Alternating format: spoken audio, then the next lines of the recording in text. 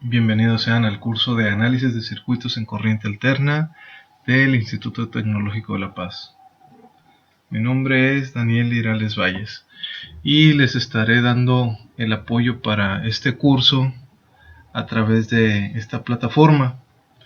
En esta ocasión les voy a hablar, por ser el primer video, acerca de los antecedentes necesarios para llevar el curso.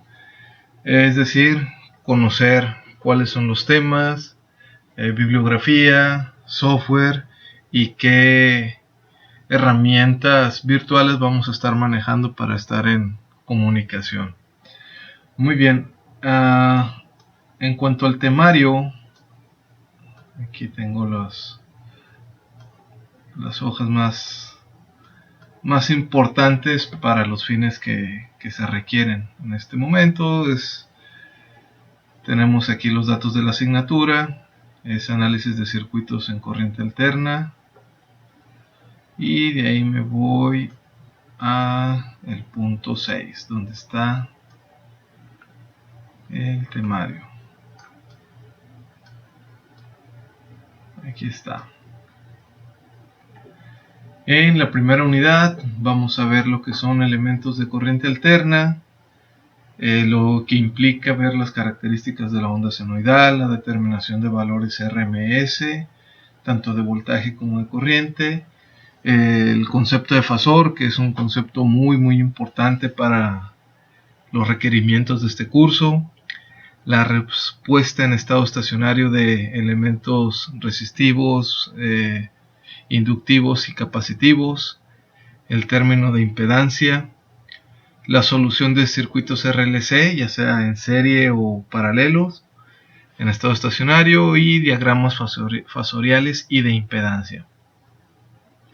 Con respecto a la segunda unidad, que ya son propiamente análisis de circuito en corriente alterna en estado estacionario, pues lo que se hace es aplicación de las técnicas de análisis que se vieron en análisis de circuitos de corriente directa, pero ahora utilizando fuentes de corriente alterna y elementos RLC. ¿Okay? Para ello se ve cómo se hace una reducción en serie y paralelo, análisis de mallas y de nodos,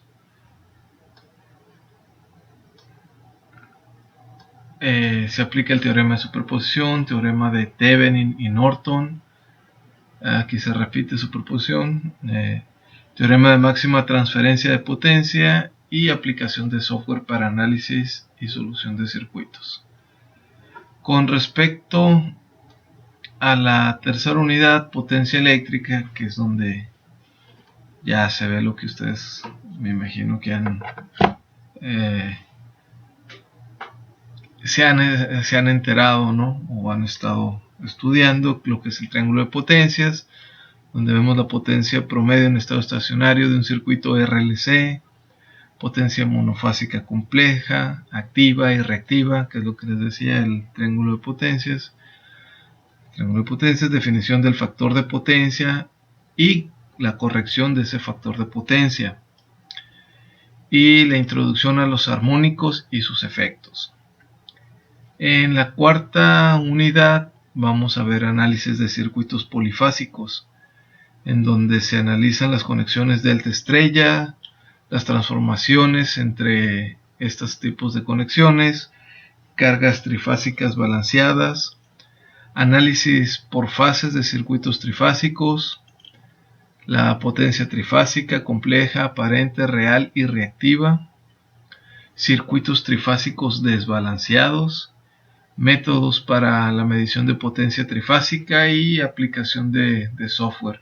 Ese software más adelante les voy a hacer mención de él, del que vamos a estar trabajando.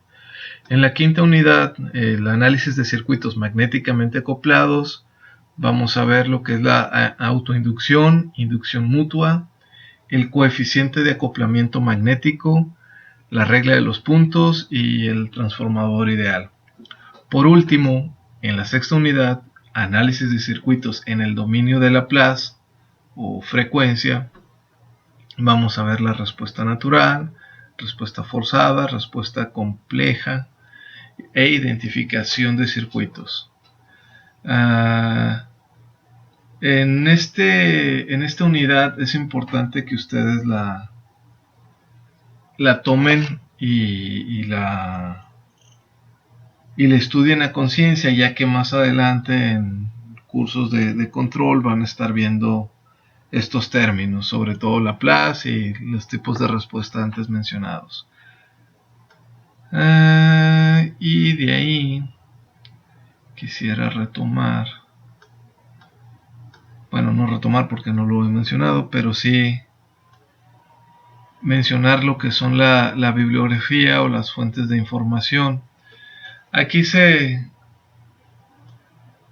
proponen 8 vertientes, 8 fuentes de consulta. Sí, yo les voy a hacer otras, o bien por lo menos de las que están aquí ya les presento la portada de los libros. A mí en lo personal me parece que este es el libro, Boylestad, Introducción al Análisis de Circuitos, que es el mismo autor que maneja el libro de electrónica analógica. También otro autor u otro libro que me parece muy bueno y de fácil comprensión es Hyatt Kemmerly, el título de Hyatt y Kemmerly y Durbin. El título de este libro es Análisis de circuitos en ingeniería.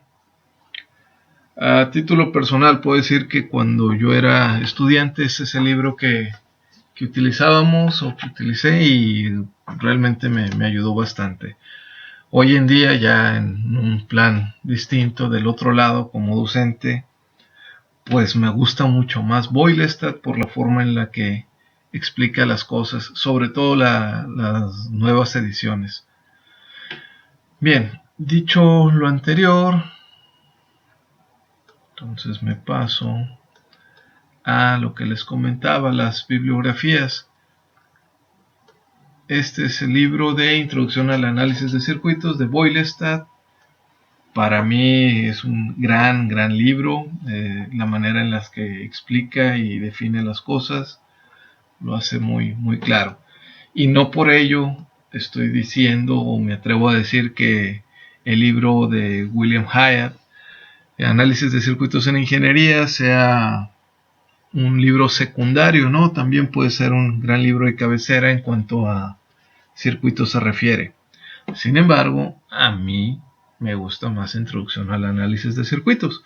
Habrá alguien a quien le parezca mejor Análisis de Circuitos en Ingeniería. Adelante, no hay problema. O estas otras dos opciones. No necesariamente lo que a mí me parezca lo mejor es lo mejor para ustedes.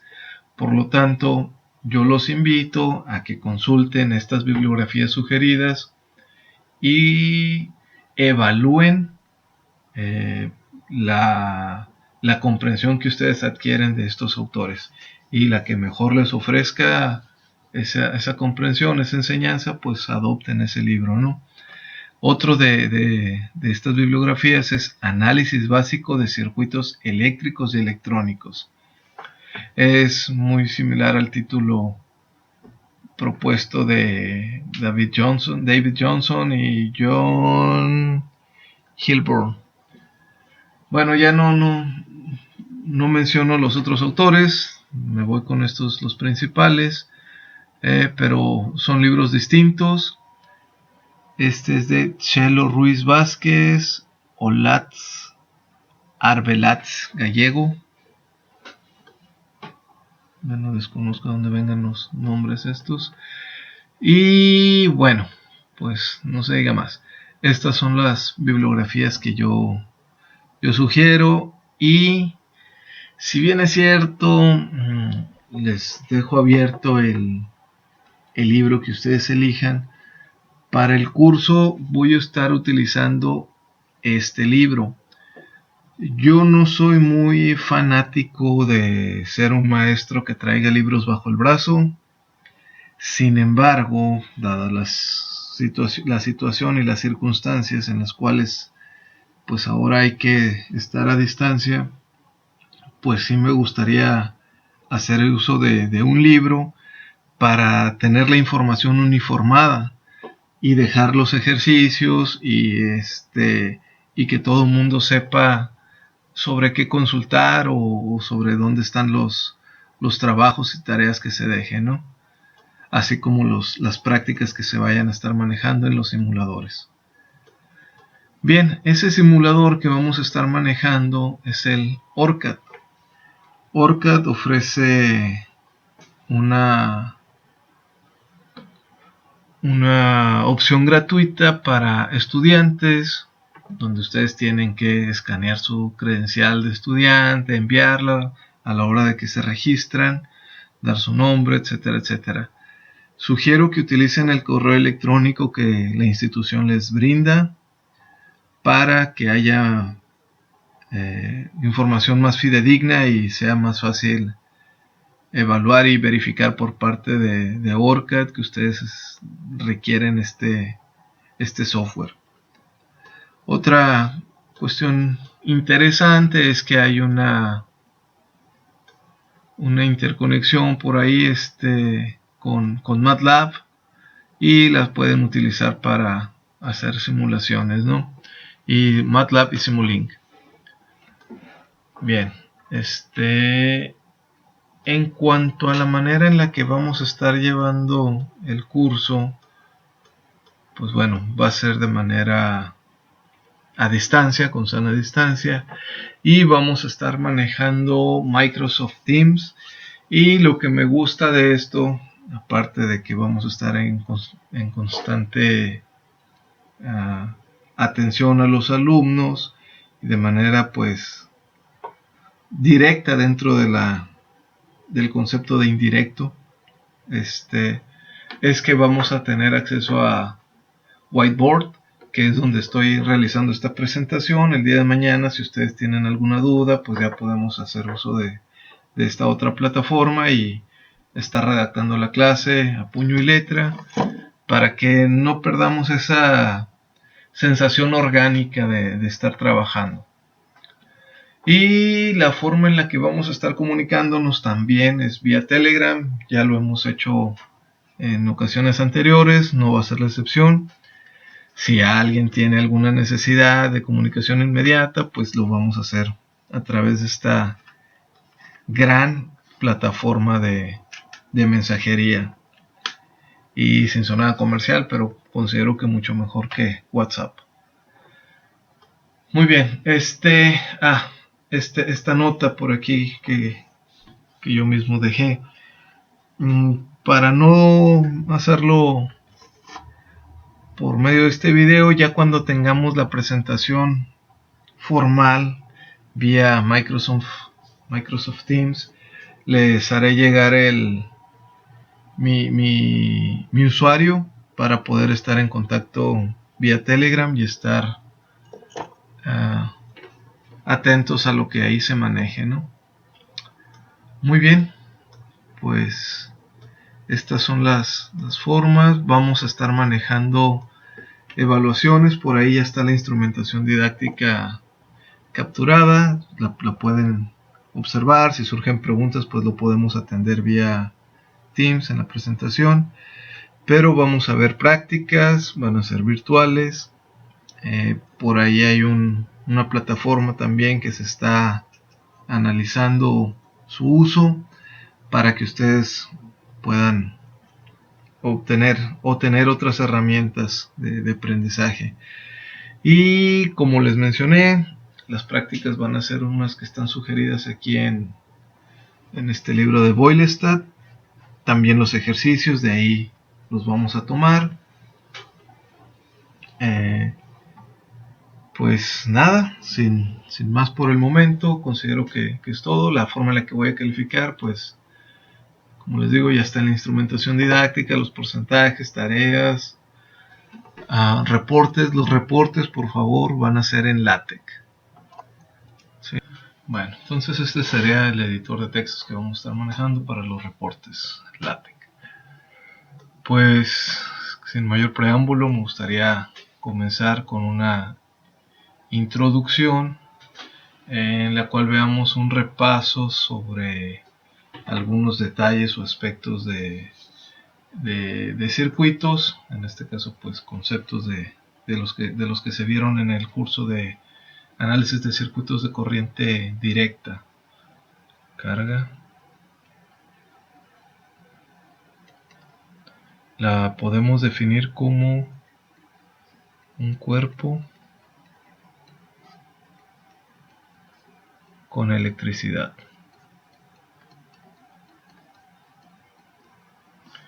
Y las unidades o la unidad que lo define, la carga, el símbolo es la letra Q, pero la unidad es la letra C, que hace referencia a Coulomb.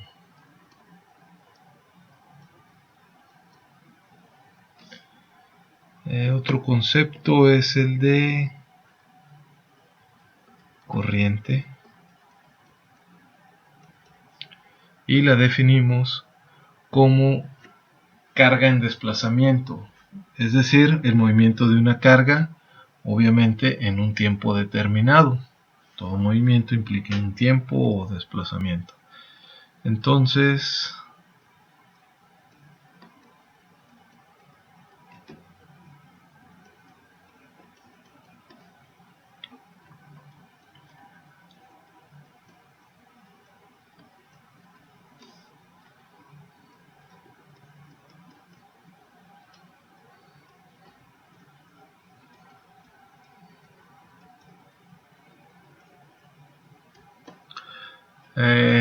la expresión matemática correcta se define como I es igual a la diferencia de la carga en un tiempo determinado.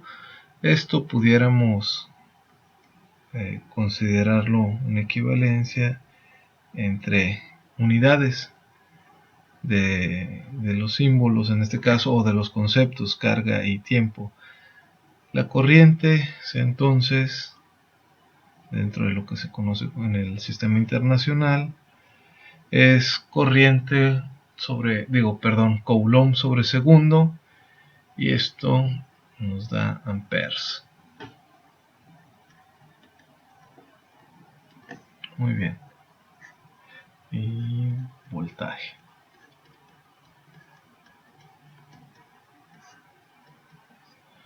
El voltaje es... Yo en la secundaria, en cursos de física y prepa, recuerdo que me decían que era la fuerza electromotriz. Si nosotros analizamos esto, es fuerza para mover electrones. Entonces se vuelve más sencillo traducir o interpretar estos términos y llevarlos a la conceptualización. Bien, esta energía va a estar determinada en la V por Alessandro Volta y la vamos a considerar joules sobre Coulomb, ¿sí? Y esto está dado en volts.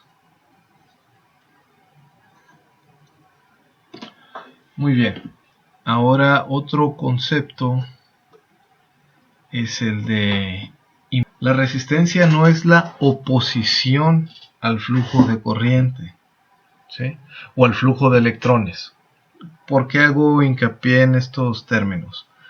La oposición es evitar por completo que algo transite. Entonces lo correcto aquí pudiéramos entenderlo como es la realidad, que es genera dificultad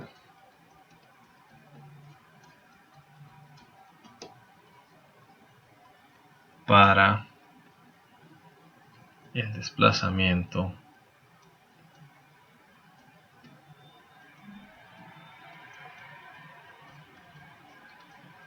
de carga.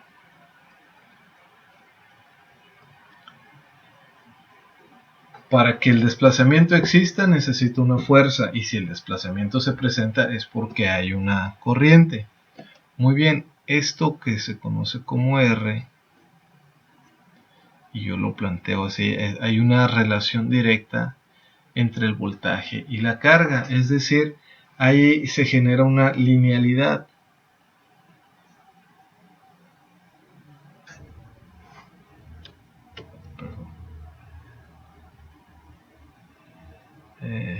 Voltaje y corriente.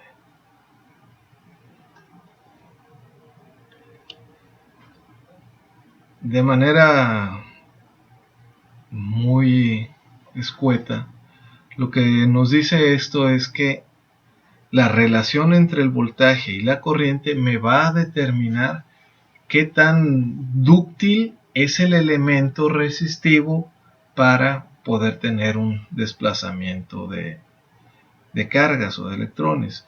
Es decir, esta linealidad o proporcionalidad hace referencia a que para un voltaje pequeño yo voy a tener una corriente pequeña, y para un voltaje de mayor valor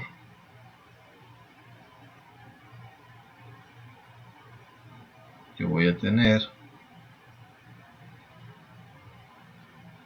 una corriente de mayor valor. Y a esta línea que se forma aquí, esto es lo que se conoce como resistencia. ¿Sí? Bien, sin embargo, esta linealidad la podemos ver, ya la veremos más adelante, en la relación existente entre el voltaje y corriente. Se llama impedancia, y hay tres tipos de impedancia: impedancia resistiva, capacitiva e inductiva. Bien, entonces ya tenemos estos conceptos. Por último, voy a proponer el concepto de potencia.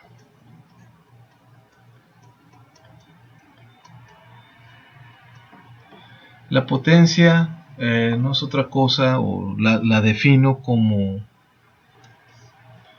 ahora traduciendo o interpretando estas palabras en términos matemáticos, se puede decir que la potencia es la capacidad de generar o consumir energía, es decir, joules, en un tiempo determinado, en segundos.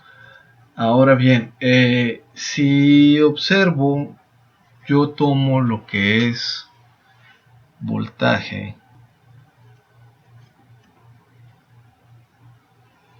Si voltaje es igual, ya lo vimos por acá,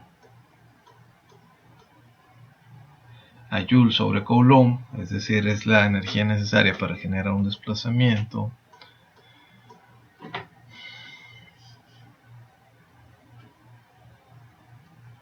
y la corriente es Coulomb sobre segundo. Si yo relaciono estos dos parámetros, volt, corriente, es decir, Joule sobre Coulomb por Coulomb entre segundo, tengo como resultado Joule sobre segundo, que es la potencia. Por lo tanto, nosotros podemos deducir que la potencia es el producto del voltaje por la corriente. Muy bien, ahora me gustaría hacer un repaso por tres de las leyes más importantes utilizadas en circuitos, que son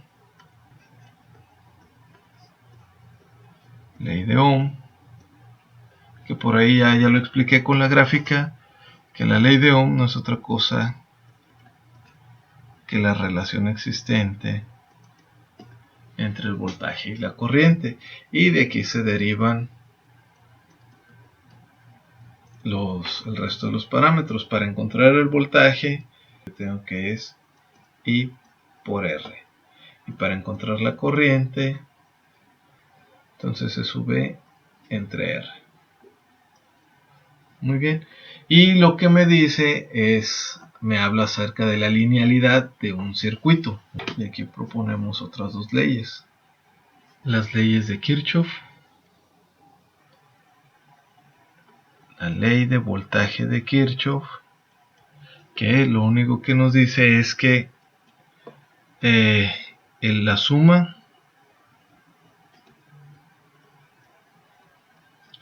algebraica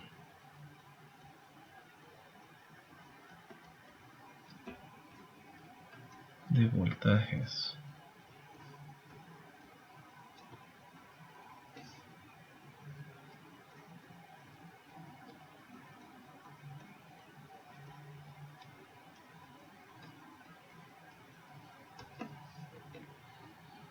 es cero. ¿Qué quiero decir? De que si tenemos aquí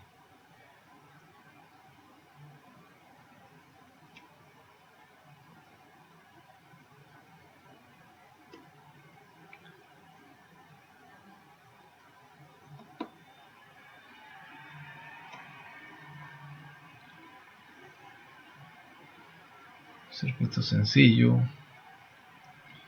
bueno, R1, R2, R3, R4, R5 y voltaje de la fuente.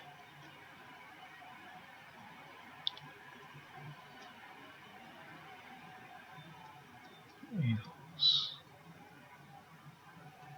y 3. Bueno, aquí es importante destacar y aprovechar el contexto en el cual se presenta este ejemplo, ¿sí?, para distinguir un lazo cerrado de una malla, ¿sí? Una malla no es otra cosa más que un lazo cerrado que no se comparte con ningún otro lazo cerrado. Yo sé que puede resultar confuso y ahorita voy a explicar qué quiero decir con mis palabras. Y un lazo cerrado es una trayectoria cíclica dentro de un circuito que puede tener en sí otros lazos cerrados. Bien, vamos a ver un ejemplo de lo que acabo de mencionar. Si yo realizo esta trayectoria partiendo de este punto, ¿sí?, y me voy por aquí y sumo los voltajes o las caídas de potencial en cada uno de los elementos,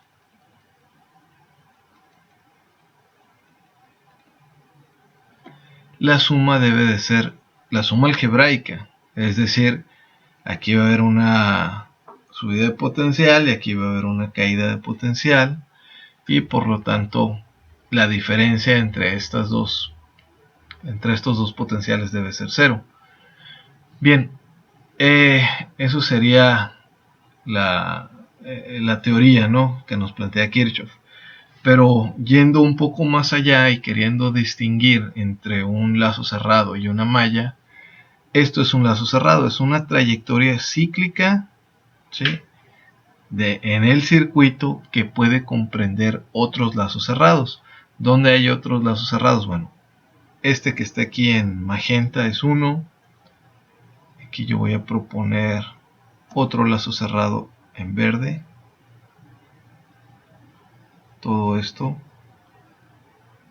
¿sí?, y en azul tenemos otro lazo cerrado, que es este, ¿sí? El de verde también implica la resistencia 3, así como en azul, que implica la resistencia 3. Entonces, si observamos, el lazo cerrado magenta está inmiscuyendo o incluyendo al lazo cerrado verde y al lazo cerrado azul. Por lo tanto, eso ya no es una malla, ¿sí? Sin embargo, el lazo cerrado verde sí es una malla porque ya no hay ningún otro lazo cerrado dentro del circuito. Y el lazo cerrado azul también es una malla porque ya no incluye ningún otro lazo cerrado. Entonces espero que sí me haya dado a explicar y que haya quedado claro con esta parte, ¿no? A mí me gusta visualizar como que la ley de voltaje de Kirchhoff no es otra cosa más que la ley de la conservación de la energía. Bueno, la otra ley de Kirchhoff es ley de corriente de Kirchhoff, que me dice que el total de las corrientes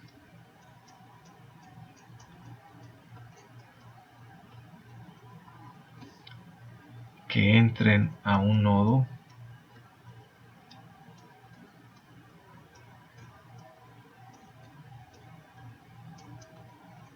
es igual al total de las corrientes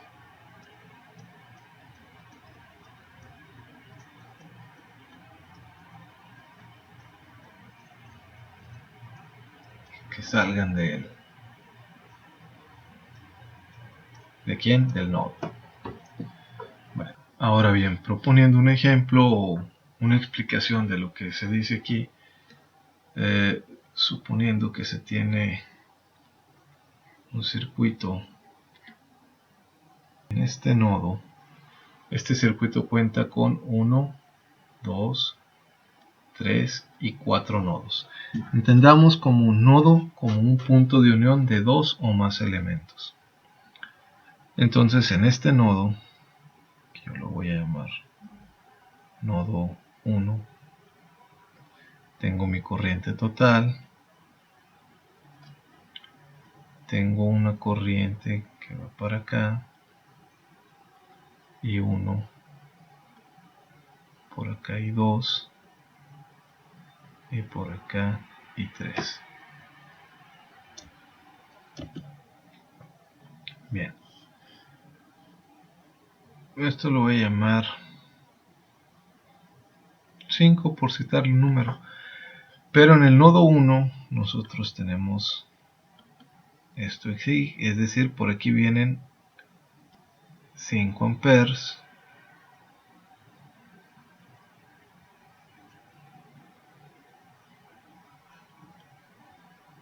por aquí va a haber otra cantidad, por aquí va a haber otra cantidad y otra cantidad.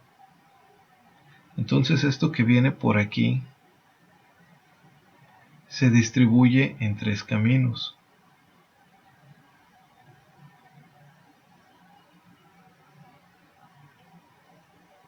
Y a eso hace referencia el total de las corrientes que entren a un nodo. En este caso es nada más una, ¿sí?